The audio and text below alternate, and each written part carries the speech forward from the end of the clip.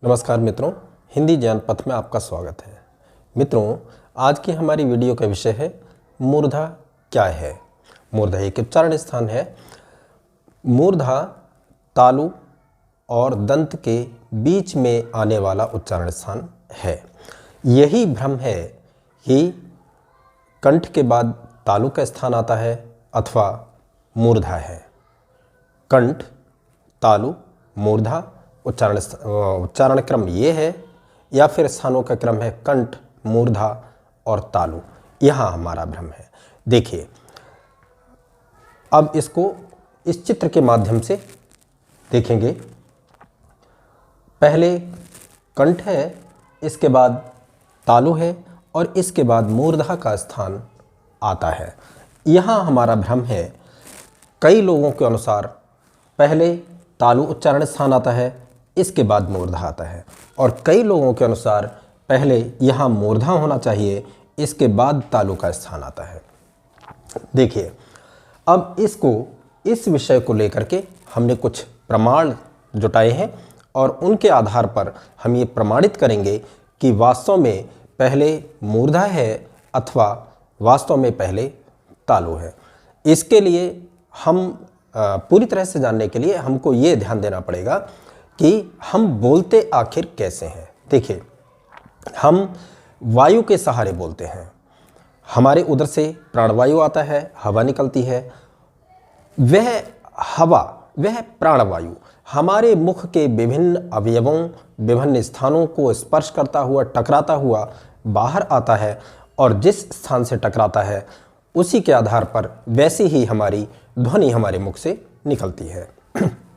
अब इसमें देखिए, पहले प्राणवायु हमारे उदर से आया तो पहले तो कंठ आएगा, निर्विवाद है, कंठ आएगा। कंठ के बाद फिर तालु और इसके बाद मूर्धा। अब यहाँ हम कैसे जाने कि पहले तालु है अथवा मूर्धा है? इसके लिए इस प्रश्न का उत्तर हमारी वर्णमाला में ही छिपा हुआ है। यदि हम ध्यान से देखें तो देखिए, हमारी हिंदी वर्णमाला बहुत वैज्ञानिक वर्णमाला है। इसमें हर प्रश्न का उत्तर अपने आप में है।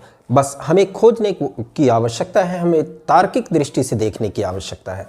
पहला प्रमाण देखिए, जो प्राणवायु हमारा उदर से कंठ में आया और कंठ के बाद हम जिस वर्ण को बोलते हैं, जिस उच्चारण स्थान आता है, वही वर्ण हमारी वर्णमाला में रखा हुआ है।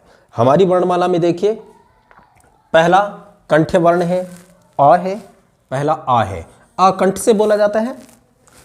इसके बाद ई है जो कि तालु से बोली जाती है। पहले कंठ वर्ण है, स्वरों में पहले कंठ वर्ण है, इसके बाद तालव्य वर्ण है।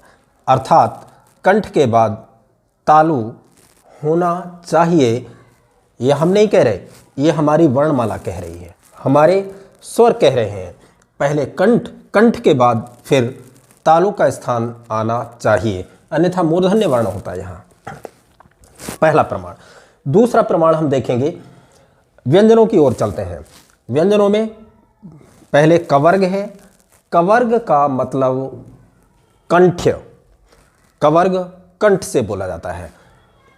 पहले वैयाकरणज्ञों ने पहले कंठ वर्ग रखा है और इसके बाद तालव्य वर्ण रखा है। तालव्य वर्ग है, कंठ के बाद तालु, यानी पहले कंठ का, इसके बाद च तालव्य, और इसके बाद मूर्धा रखा हुआ है। देखिए, पहले कंठ, कंठ के बाद तालु, चवर्ग, इचुएशन नाम तालु, और इसके बाद मूर्धा, ऋतुवर्णसाम मूर्धा।